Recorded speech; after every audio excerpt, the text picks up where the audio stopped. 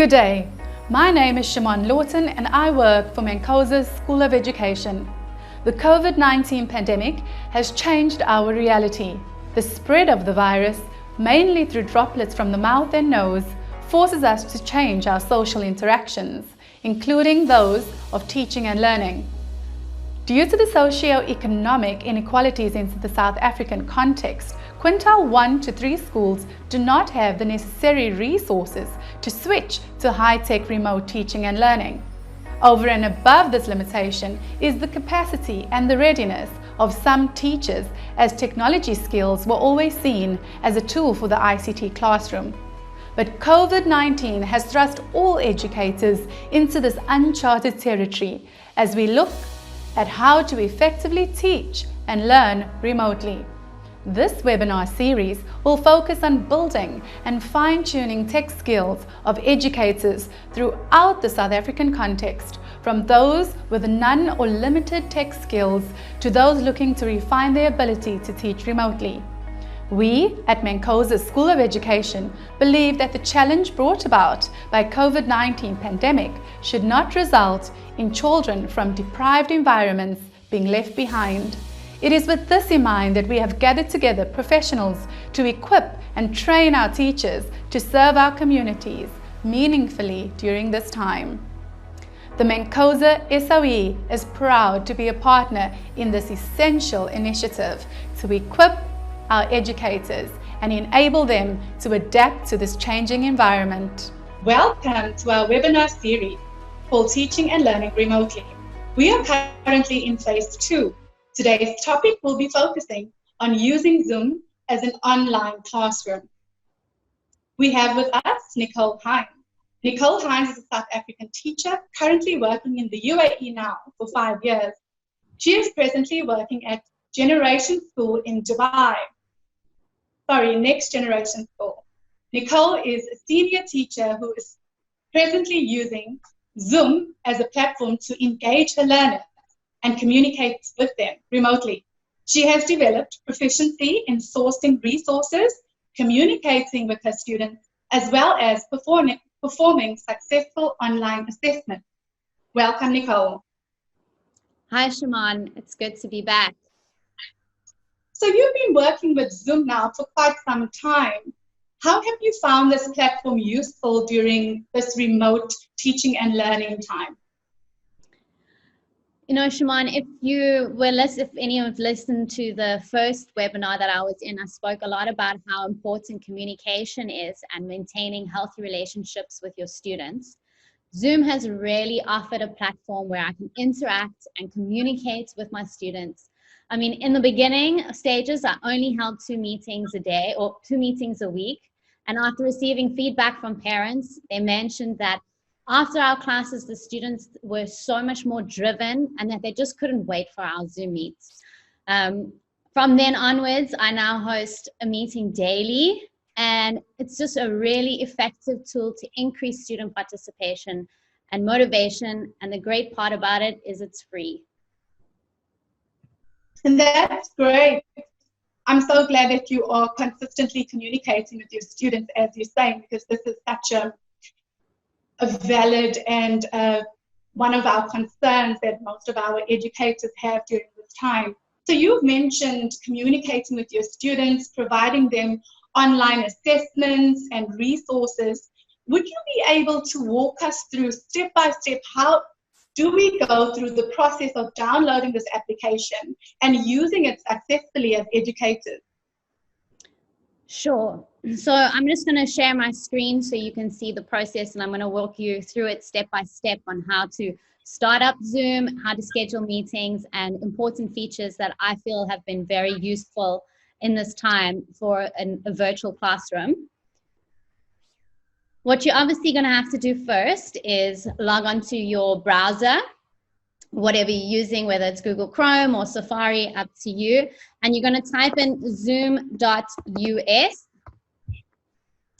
And you'll be displayed a page that looks like this. And at the top, you'll see here, join a meeting, host a meeting. And then once you have signed in, you'll have my account. What's really amazing about this is you don't really have to have an account to be able to join a meeting, which is fantastic for students who aren't able to sign in. But ultimately, once you want to start a meeting, you'll get a page where you can do a free sign up. And obviously, you'll type in your email, preferably do a school email if you have. I'm just going to go into my account that I've set up already. And what's really important about this, doing it through the internet, is that you have advanced settings available to you. You'll have schedule a meeting, join a meeting, and host a meeting, but I'm going to focus on how to schedule a meeting. You obviously will be able to, look through all of these together, and I'm just going to walk through step by step. You can obviously get a topic for your meeting. Maybe you want to say Mrs. Lowe's class meets. This description, I like to use this description to type out an agenda.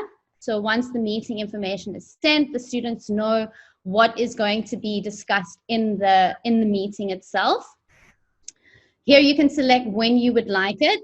Select your day, what time, and duration. Now, if you have signed up for the free package, you will only be able to have 40-minute meetings. However, what Zoom has launched in this COVID-19 pandemic is that if your school registers, they will lift that ban of 40 minutes, and you can then have meetings for an hour or longer, which is amazing. And here is a very important feature, is that you can have a reoccurring meeting. So what I've done is I've set a reoccurring meeting, and I have a meeting daily. And what's great is I don't have to reschedule a meeting. That just happens on a daily basis, and I can just click start and my meeting will start. What's also amazing is that you can use the same ID and same password, so students can remember this. There's no need to send a brand new ID or password every single time. Now, I think this is important for us to really follow as educators, and knowing that the settings is a very necessary process. So taking some time to set your settings is very necessary before you host any of the meetings. Am I correct in saying that? Oh, for sure. I mean, I would advise, before even starting a meeting with your students, run through all the settings. There's a lot more that you can actually choose from and select that I'm going to be going through today. I'm just going to highlight what I found very important when having meetings after, using Zoom a couple of weeks now. Obviously, the reoccurring meeting is a top one for me to prevent me. I was in the beginning sending a meeting ID and password every single day, and now my students know their password off by heart, and they know their meeting ID off by heart. So there's no need for confusion. A lot of the time I'll be like, Miss, I don't know what the meeting ID is, or I'd get messages from parents. So this is really a great feature. Another thing that I really like about Zoom is that a lot of the features are there for security, and I always select a password, that it requires a password, as well as generating a random ID, so that it prevents people from, if you don't have a password, then anybody can join your meeting. At least this way you can prevent unwanted guests coming into your meeting. I always select the video to be on host and for the participants. But what I did some research, and what I did find out is that if you are struggling with data, it's probably best to switch off the participants' video in the beginning, just until everything's started up and you know who's in, you've had a bit of a chat, you've had a conversation, and then students can start putting their videos on. For audio, I select both. You don't know where the students are going to be entering the meeting from, whether it's a phone, a laptop, an iPad, and you don't want to limit them from listening or the audio that they're going to hear. So just select both. And here's a very important, this is probably the most important feature here. When you schedule a meeting, you'll be given a list of features that you can select for when the meeting actually starts. You can enable join before host. This will happen when students are then able to join before you've actually even entered the meeting. I don't select this because I prefer to use enable waiting room. What waiting room does is when you've sent out the meeting ID and students are entering the meeting, you get sent a waiting room. They'll get a little loading icon saying that the teacher will let you in, and you can then admit students as they come in and also see if there's an unwanted guest. You don't have to admit them at all. I used to select recording meeting, so you can record your meeting automatically. This is obviously good in case students miss a meeting. You can always send that meeting to them afterwards. And very important, mute participants upon entry. So I always say, think about your classroom at its noisiest. This is almost what it's like when everyone enters and there is no mute button. There's so many different background noises. So to prevent that, I always select mute them before, well, as soon as they're in the meeting, it's already muted. So I'm just gonna go ahead and just save this meeting. And once you save the meeting, you will see, you can either start the meeting, you can either edit the meeting, you can delete the meeting. You can copy the invitation from here. If you paste this invitation and send it to your students, whatever platform you have, as soon as they click this link, it will automatically take them to that meeting. Alternatively, you can give them the meeting ID or password. These are the basics of scheduling a meeting. Yes. So I can copy that link and I could send it through platforms like WhatsApp. I could send it over WhatsApp, for example. Yes, you could do that. And I'll show you again once I go into using the actual app. So before you start a meeting, what happens is that the Zoom, you'll need to actually download a Zoom app. Most of the time you don't have to use it, but I find it easier to use than coming onto the internet. And then I'll show you exactly what you can send through either via email, WhatsApp, whatever works for you. I'm also going to go through a couple of features in the settings that I found very important. These, there's tons here that you can go through. There's advanced settings, basic settings, and I really advise you to go over this beforehand. But there's a couple that I'd like to highlight that I found very useful. The first one is, just going to get it here, which we've already spoken about, is muting participants upon entry. Once you've set the setting, it happens in every meeting that you schedule. It will always mute the participants before entry. Another one is chats. Allow meeting chats to send a meeting visible to all participants.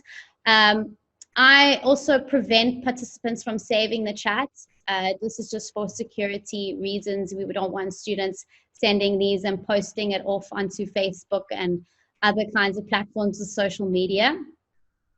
Another one that I found very important is screen sharing. Now, you'll find once you start, and if you haven't selected this, students are very excited when they go on Zoom, and you'll often find that in the middle of your lesson or while you're talking, another student will share their screen.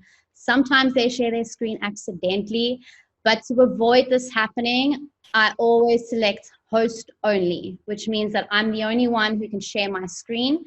These options can be changed in the meeting, in the process of the meeting, if you would like other students to share their screen at that time. Another one that I found very important, I think, oh, there we go, non-verbal feedback. Now, I did mention us muting the students because there is a lot of background noises. It makes it very difficult to hear. So having if you switch the non-verbal feedback on, inside the chat, they've got various little icons that they can send instead of speaking. So there's a thumbs up, there's a clapping hands, there's please slow down, please speed up. I'm away, or, I mean, I'll show these when I go into the feature of starting a meeting a bit later. But this is, if you don't turn this on, they won't really have all the different kinds of icons. They will only have thumbs up and clap hands. And the last one, which I find really important as a teacher, is breakout rooms. You need to, you have to select this and enable it through your advanced settings. Otherwise, it will not show on your, through your meeting and the features on your meeting. So once you've selected this, you'll see a little waffle at the bottom of your Zoom screen, and it will allow you to do your breakout rooms. This is basically what I wanted to highlight in the settings and when you schedule a meeting through the internet. I don't know if you have any questions, Shimon, while I get myself ready to show you what it's like once you start a meeting and in the meeting. I think it's very important for all educators to understand that Zoom comes with default settings. And because Zoom has been used more in the corporate world, it obviously has settings that is more corporately inclined. And obviously those which are for education-wise, those settings we would then have to go in and change specifically to suit our context or environment, especially with teaching and learning. The context is a little bit different. And so thank you so much for sharing that. It's very important.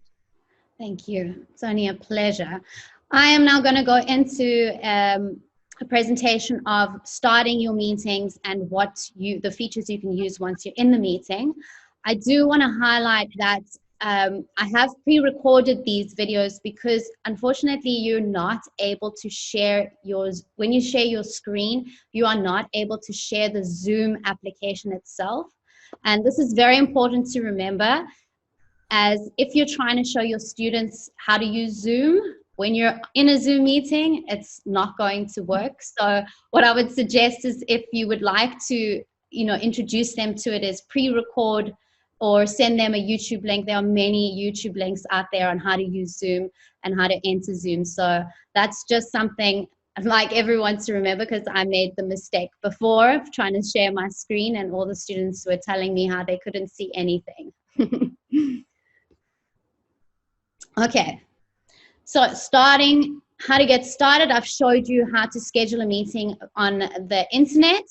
Now, on your phone, if you download your phone, the app on your phone, this is what the phone screen would look like. It's very similar to what it would look like on your laptop as well. And I'm going to walk through what it's like to schedule a meeting if you're going straight through the application. Let's just see here. There we go. I think it's starting. Yeah. So you can either do a new meeting or join a meeting. And, the one I'm going to show you now is to schedule a meeting. You can see the same options are here: choosing the date, choosing the time, how long you want it to go on for. And you can also select, you'll see now, you can also select a recurring meeting. It's better to do this on the internet in the advanced settings though. You'll have more options and be able to choose that from there. You can also choose from the video, and then your advanced settings at the bottom to enable waiting room and muting everyone in the beginning. Now, this is the invitation I wanted to show you, Shimon, is that once you've scheduled a meeting, you will get an invitation. So what Zoom does is it automatically sets up an invitation that you can copy at the bottom here. I'm not quite sure if you can see, but at the bottom here, there's a copy invitation icon. If you tap that, you can just copy and paste it into email, WhatsApp, whatever you prefer. And then send it off to your students or whoever is joining in on your meeting. Next part is starting your meeting, muting, and background. So to start, you'll see once you've scheduled your meeting, you'll see over here it will show up, and then you just automatically start it. It will ask you to join with audio. Before I carry on, I just wanted to show you there that you also have the option of testing your speaker and microphone beforehand. This would be good before you even start your meeting to do this, so you can make sure that the students are able to hear you and see you, and it will prevent any disruptions in once your meeting has started. Yeah, as you can see, there I am. And you have your mute, you can unmute yourself. Now, I have selected the setting to mute myself whenever I go into a meeting. This is good for in case, you know, you start a meeting and, you know, you still chatting to your kids in the house, or you've got your pets running around. It's better just to start your meeting on mute, and you can always unmute yourself from there. Another very awesome feature is you can switch off, and I've added my icon or my picture. You can decide what you would like to show. And you've got virtual backgrounds. These are very, very fun to play around with. So you can change your background if you want. This is particularly good for, obviously, if you don't have an ideal background or setting. You can always change your setting. What I have done in some of my classes is that I've got a background that looks like a school classroom. So it's really nice. But what you can see, you'll see now when I wave my hands, the picture is a little bit distorted. So even though the virtual backgrounds are very cool, it's not always good if the kids are moving really fast, or if you're moving fast, you can't really see the person quite clearly. And I don't particularly like it because I do a lot of movement breaks with my kids, and I'll let them, you know, do a bit of a dance, and then I can't see what they're doing. All I see is a beach or space. I would just lay down the rules right from the beginning, so you don't have them changing their backgrounds throughout the whole time. It could get you could get a bit dizzy. So I'm going to move on to the next feature that I really think is so important, is managing your participants. So I'm just going to walk through. I did pre-record this, so I'm going to try and walk through all the little steps that I took when I did do this. So you're at the bottom, you can obviously invite. So while that's also important, is that even during a meeting, you can still invite other guests if you want, and you can copy the invitation as well and send it through, or you can give them the meeting ID and the password. So that's also a possibility to send the details to students or anyone else who would like to join the meeting while the meeting is happening.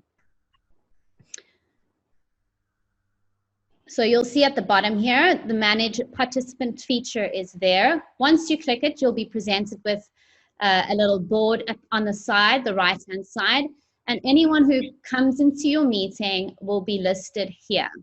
Now you'll see I'm actually logging in through other devices so you can see what it will look like. Because I've selected the waiting room, students don't automatically come into the meeting. They'll be sent to this waiting room here, where you'll be able to see who is entering and then admit them if you like, or if there's someone who's not supposed to be in the meeting, you can remove them as well. And once you've admitted them, you'll see them start moving into the room, into your session over here. I'm just gonna wait till they've all joined.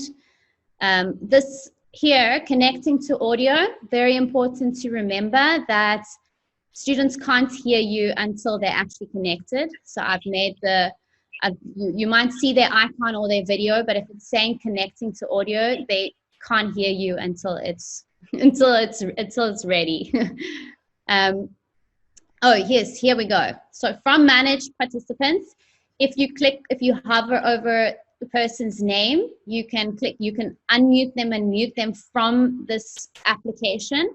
And if you click more, you can ask them to start their video. If they haven't started their video, you can ask them to stop their video too if you want. You can make participants posts.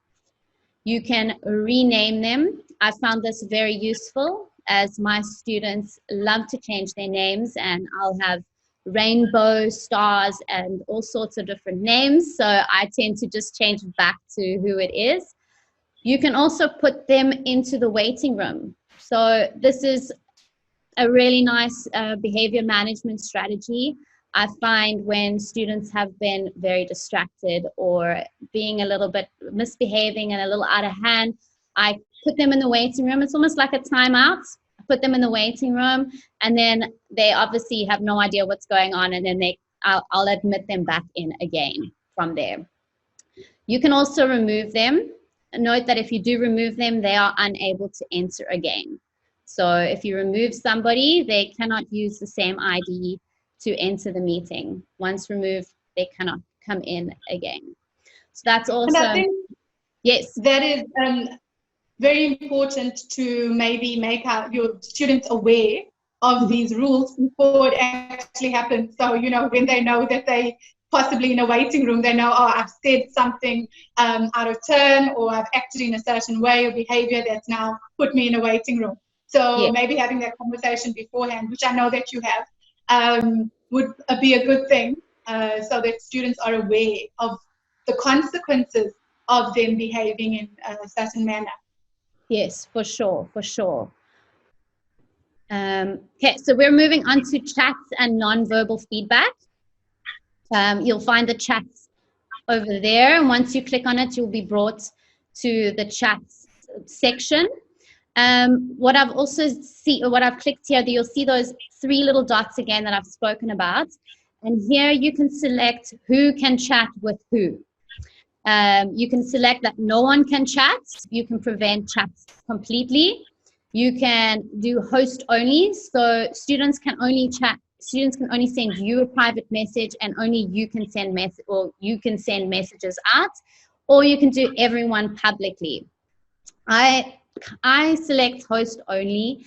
I don't particularly want students chatting one-to-one where I can't monitor it. This is also just for security reasons. I mean, I've heard of cyberbullying before, and just to prevent all of that, I've selected where students can only speak to me and I can speak to them. So that's selected there. You can also, once you've selected those, I'm just trying to see if it's going to go through. There we go. Yeah, you can type a message and send it to everyone. So I've typed in good morning, everyone. You enter and it goes straight through to everyone, and students can then reply back to you. I think this is a great feature, as you're saying, to disable the fact that students cannot send messages to one another, because I've been in meetings before where people are maybe focusing more on the chat than what the actual teacher is delivering at the time. And what we're not proposing is that there's no communication between the students, because I know that that's not the teacher that you are. We'll do breakout rooms where there's communication between the students and so on and so forth. But when it comes to the actual chat, it can become distracting. And so to use it successfully as a tool or feature on Zoom, I think that would be best, to make sure that it is you and communication with individual learners as such. Yeah, for sure. I mean, like you said, I'm not preventing the students from chatting with each other, and yes, there is a way of getting them to communicate and interact with each other. But because individual chats, that I can't monitor the individual chats that are happening between them. And for me, it's also a huge thing about security and just safeguarding for the children. I don't know what they're talking about, and who knows, they could be, and also obviously the distraction is a big one. So if you have a look at the video now, you'll see that one of my students have replied to me and said, good morning. And in brackets, you'll see that it will say privately, which means that it's the student and me only. So no one else is busy. No one else can see that message that has been sent except for me. So here I've clicked, I don't know if you've seen, here we go. Yeah, so here I've clicked the blue button, that blue one that says Luke there, and you can actually change who you want to talk to. So I can either talk to the other student, Nicole Lowe, in this one, or you can change it to Luke, or you can change it to everybody in the meeting. So along with being able to restrict who can chat to who, you can also decide who exactly you want to choose to speak to. This is a great feature if you're only wanting to speak. So I've done it also as a behavior management. If I see someone, instead of calling them out in front of everyone, I'll be like, Luke, can you please make sure your screen is on? Or Luke, can you please make sure you're sitting still? Or, there's certain things that you can say privately to them instead of calling them out in front of everybody. That's a great tip. Yeah. All right. So here we've got what I've done. So what I've done is I've showed you manage participants. And in order for students to send you non-verbal feedback, they will need to go into manage participants, or it will come up as participants sometimes. And you'll see all these little icons at the bottom here.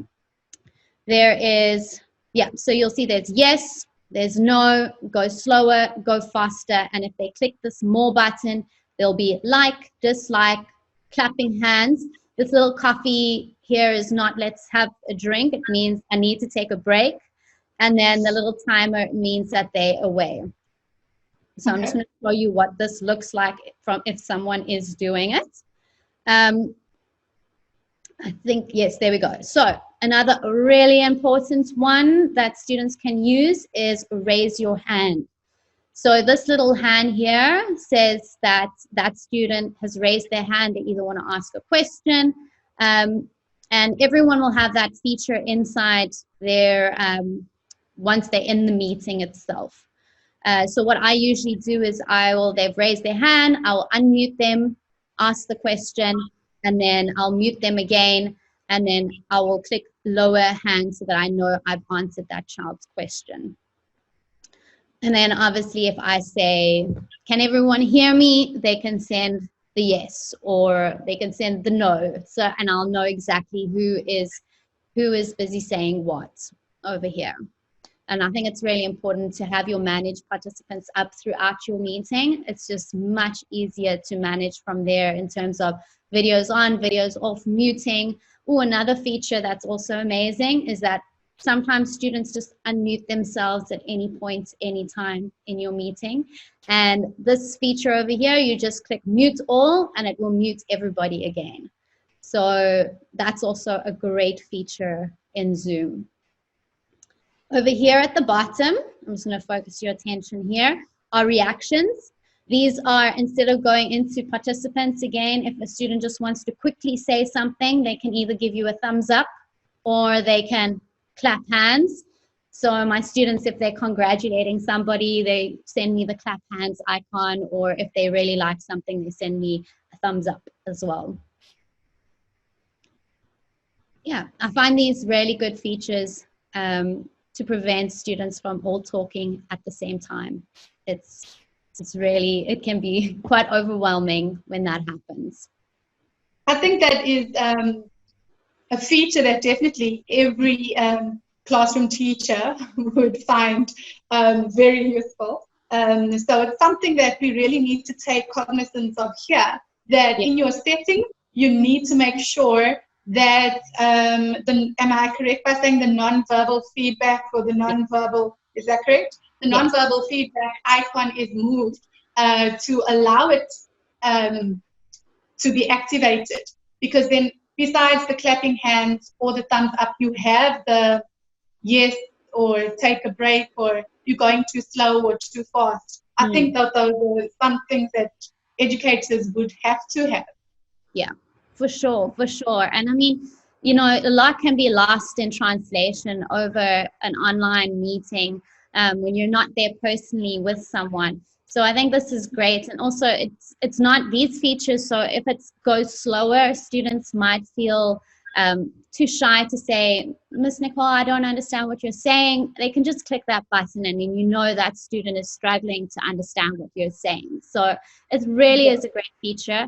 And like you've mentioned, you have to set these settings in your advanced settings through the web page. If you don't, all you'll have is a little thumbs up and the clapping of the hands, which you can see shows up on the screen here. So I think, so there we go. Luke clapped his hands, Nicole gave a thumbs up. So yeah, those are pretty important features and I really like doing that as well. What I've done now is I've showed you how you can change someone's name. I have mentioned that you can do that and I just showed you how to do it in that little video there.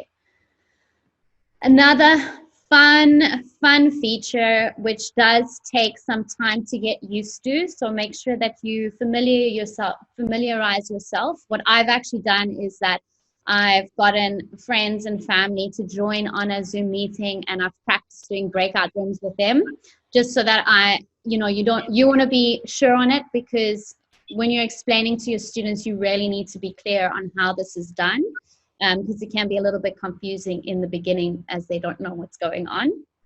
So here is breakout rooms. For those of you who don't know what it is, it means that you can, sorry, I think I just moved back. Yeah, it means that you can send your students into separate rooms and you can have little discussions with them.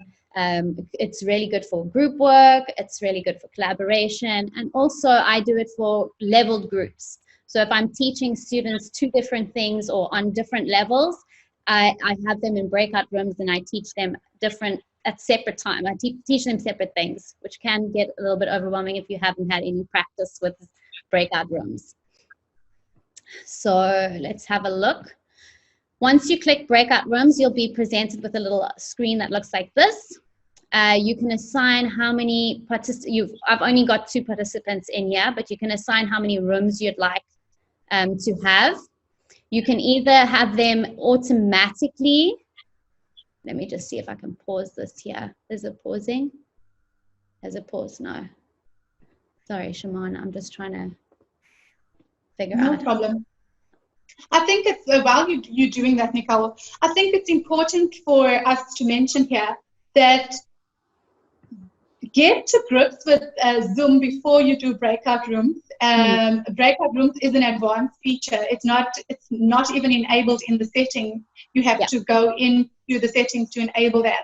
But once you become really confident in using Zoom as a platform to communicate with your students, then I think try the advanced settings, like, for example, the breakout rooms. It's an amazing feature, as you're saying, for collaboration and group work. But I don't think if you are just starting off with this platform, that would be something that you would be inclined to do. But what we are doing is we're presenting it here for those people that are confident and want to go to the next level within Zoom. For sure, for sure. Unfortunately, I'm not able to pause it, so I'm just going to have to speak as it's going here. But like I mentioned, you can either get Zoom to automatically allocate your groups, or you can manually allocate them yourself, and you'll see how this is done once we've gone to create the actual rooms. Once you've selected how many rooms, it will also tell me how many participants are in each room. You can rename them. You can delete a room if you want as well. What's really nice, if you click on the side here, you'll see who's in that room and assigned to that room. You can move someone to a different room. You can also, you can obviously move them back if you wanted to. You can also exchange students for different students. So you can either move to a room or you can exchange students to rooms. The options, you can either move participants into a breakout room automatically. I definitely select this one, as I want to, avoid them having to click anything or do anything that's not necessary. You can also obviously select the time you want it for, and also a countdown for when you've closed the room itself. So I've actually opened the rooms in this video here. I think once I've moved there, you see people are starting to slowly leave. The participants are leaving, and they've now entered the different rooms at that time. And then this is the main screen where I am left. I've been stuck in the main screen now. Now, what you saw me do in that little video there is that I've actually selected to join a specific room, which is really nice because you can actually move between the different rooms. You don't have to stay in one room. As you can see, I'm going to join the next room. So you can just move between the rooms, chat to the students, tell them something here, tell them something there. There's another feature which I know is going to come up. I think it's coming up now, where one of the students, they can actually say that they need your help. As you can see there, Luke in breakout room 2 has asked for your help. So, instead, because you're not there the whole time, it's really a good feature that they can just say, "Hi, teacher, I need your help," and then you can move straight into that room with them. You can also broadcast a message to everybody. This is great if you want to pose a question for them to be collaborating with. So I might say, what did you learn in today's lesson? And use this as a chance for them to discuss things that they've learned. What did they understand? What didn't they understand? And everyone will then receive that message. I think, another feature I just wanted to tell you is that there's your remaining time. Obviously, it will show you how long your meeting is, and you can close your meeting rooms at any point. So you can leave a room, and you can also close that room. Even if you've even 5 minutes, you can close it, and it will give the students 60 seconds to get back into the main screen. There, as you can see here. One important thing I also want to say about that, if you are going to use breakout rooms, is that whenever you enter a room or move between the different rooms, you will always go on mute, automatically go on mute. So I've made the mistake where I've been like, hi students, anybody need something? And then all of them said, Miss Nicole, you're on mute. So you need to just remember that every time you move between the different rooms, you're always going to be on mute. So then just make sure you unmute yourself before you start talking. Any questions about breakout rooms? I think it's a fabulous tool. The fact that we can do group work online just amazes me. And the fact that it has all these features of I need help, etc. from the teacher really works well for us. I would say, as you've already said, do a practice session with your family, with your friend. So you're not necessarily practicing breakout rooms when you're online with the class, because it can become something that can go downhill very quickly. So I think once you've got to grips with Zoom as a platform, this advanced feature is amazing. But try it out first with family and friends and see how it works from there. And then, execute it in your online classes. Yes. Yeah, it is a very useful feature. And, it's something that can either make or break your classes. So you really do have to be confident in knowing how to use that feature for sure. As I know some of my colleagues don't like using break rooms, as it's too overwhelming, having to move between the different groups, having to organize this, having to organize that. But definitely with practice, it can be a great asset in your virtual classroom. So in this video, Shimon, I'm going to show you how to share your screen. What I've mentioned here is that you can obviously manage who's sharing the screen, and you can go into advanced share options in order to make it host only, or if you want it to just be, if you want your participants to be able to share as well. As you can see here, this is also a feature that I showed you in the advanced settings on the internet browser. So moving forward, once you say share screen, you'll be brought up to a window that looks like this. Now, this is all the different options. These are all the different windows that you can share. Obviously, you can do your Google Chrome, you can go into PowerPoint. There's all sorts of different, whatever is open on your laptop or on your iPad, whatever it is, you can share with whoever is in the meeting with you. So I'm going to show you how you can share a document and then use that as a teaching tool at the same time with annotations and all sorts of things. So once you've shared your document, you can also, what's really great is you can pause the share, and then anybody who's in the meeting, they'll see this, and you can then slide through to any other page while they're looking at this, and then maybe copy, paste, or add something. So if you've forgotten or you're a bit unprepared, you can pause the share screen and then go and find something, and then, just resume what you've been doing. So a great feature, I'm just seeing where it's coming up now. Oh, you can also share new screens from your share screen. You don't have to go out into the meeting again and then go back in. Here is where the great feature comes in, is your annotations. As you can see, I've selected a spotlight, so you can then use that instead of using your mouse or your cursor. You can also use an arrow to stamp what you want the students to focus on, and you can actually see my name pops up on that. Another feature you can use is you can draw, you can add a stamp. There's different stamps you can do, ticks, crosses, hearts, arrows, all sorts of things. As you can see, I'm busy stamping on the page there. So if I want students to focus in certain areas. I'm going to skip through to, you can obviously change colors as you can see there. I'm busy drawing and coloring in, so I might, use this as a demonstration and show how the students are doing that. Now, here we go. Can you see that one of my students are busy annotating on the page? And what's great is you can actually see whoever annotates, you can see the name pops up there. So this is a feature that's really good if you want to see who is, I might ask, Luke, can you do number 1 for me, please? And then I can actually see that he's doing number 1 and not someone else. As you can see, Nicole's busy annotating over there and completing the task for me over there. And then I might choose to use the stamps, and I can say, well done, Luke, tick over there. And then, if Nicole got it right, I can give her a tick or a cross, whatever. This is a really great thing. You can really play around with this tool here. You can also, amazing.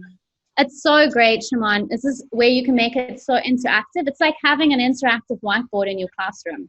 But what's really good is everyone can annotate at the same time, and the names pop up so you can really see who is annotating. This is also a great feature if students are annotating when they're not supposed to.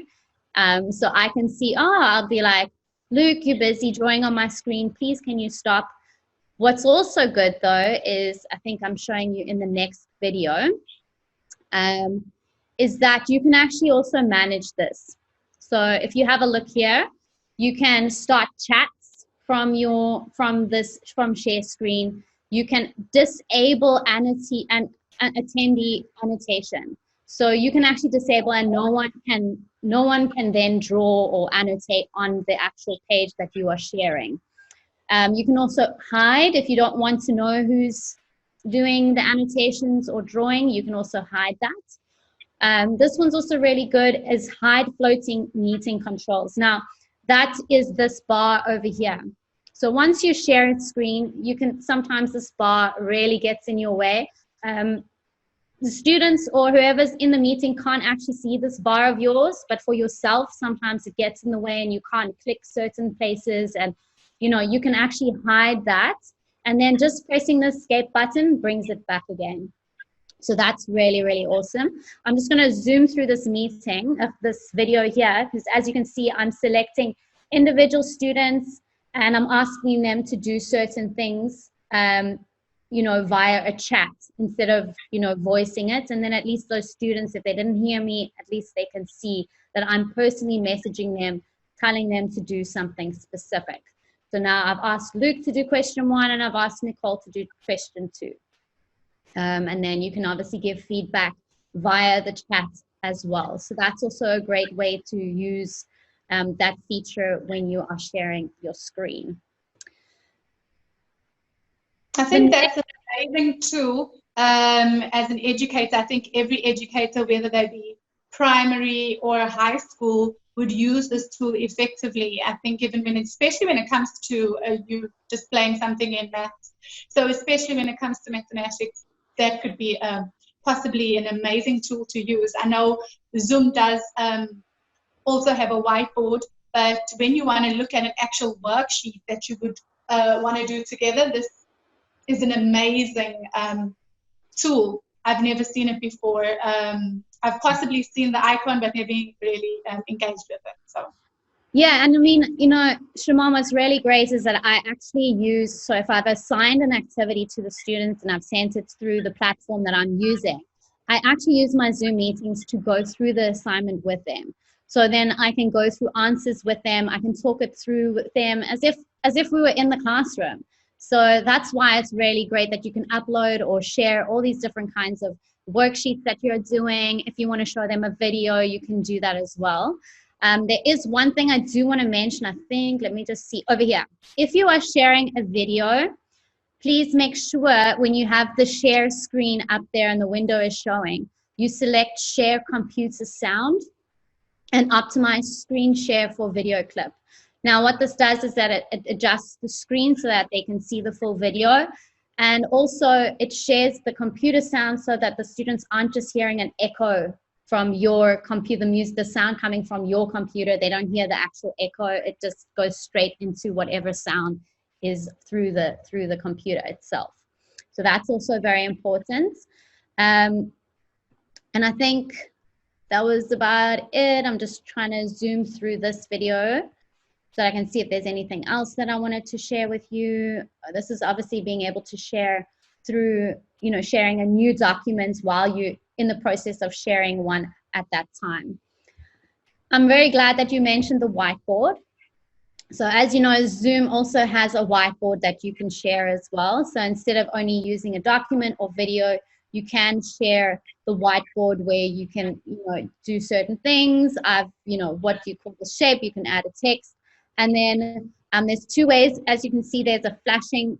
If someone's chatting with you, this little icon will flash here in orange, and you can see who's actually talking to you.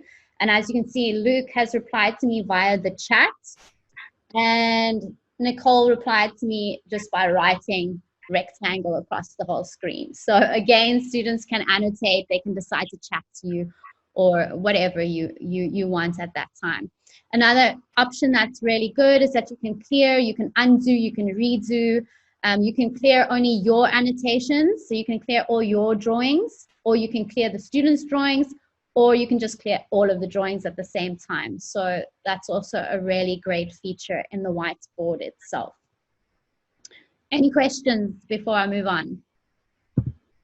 So I think that this is an amazing feature. I think it would be possibly a basic feature that teachers need to become equipped in. So that would be something as any teacher, because you don't want to just make a Zoom call all about speaking. You have to share content and images or worksheets. And so this is a great way of doing that. Yeah, I mean, if we had more time, Shimon, I could really dive into, the full features and how to use this most effectively. But just to give you a brief breakdown of what you could use so that you can go off, those can just go off and experiment with it on their own, So that's pretty much the main features that I've really enjoyed with Zoom. And obviously to finish off, once you're done, if you want to, one more thing that I forgot to mention is that if you are using Zoom from your phone, the share screen options are not the same. So if you're on in your Zoom on your laptop, you'll have all windows, anything that you have open on your laptop, you'll be able to have available to share. But on your phone, you only have, you can share your screen. Then obviously from there, you could probably share an application or a PowerPoint from your screen. You can share your photos. If you have an iPhone, you can go into your iCloud. You can share a website link. So if you type YouTube, the YouTube link in there, it will send you automatically to that YouTube link, and then a bookmark that you might have on your phone. You won't have the option of the whiteboard. So that's the only thing about sharing with your phone at the same time.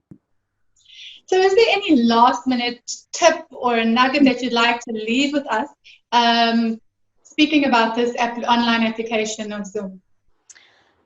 There's so much I could leave you with. But, I think really familiarize yourself with Zoom before using Zoom.